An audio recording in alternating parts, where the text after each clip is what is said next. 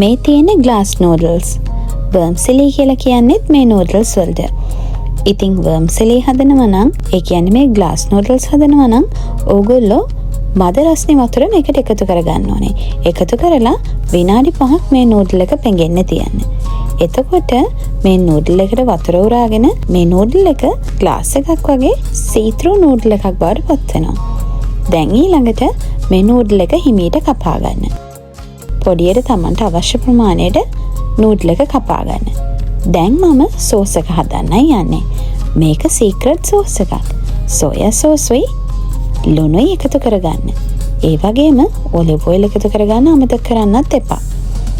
දැන් සෝස් එක පැත්තකින් තියලා අපි නූඩල් එකට අවශ්‍ය එළවලු ටික හදාගමු. මුලින්ම පෑන් එකක් රත් වෙන්න තියලා අවශ්‍ය මස් එකකට එකතු කරලා ඔලිව් ඔයිල් ටිකක් එකතු කරගත්තා. දැන් මම ඒකට කැරට්ුයි, ලීක්ස්ුයි, බෙල් පෙපර් එකතු කරලා ලුණුයි, චොප් කරගත්ත ගාලිකුයි, ජින්ජර්යි දෙකම එකතු කරනවා. දැන් මේ ටික ඔක්කොම තෙලෙන් හොඳට ටෙම්පරාදු කරගන්න. ටෙම්පරාදු කරගත්තයින් පස්සේ නූඩල්ස් ටික හිමීට එකතු කරගන්න.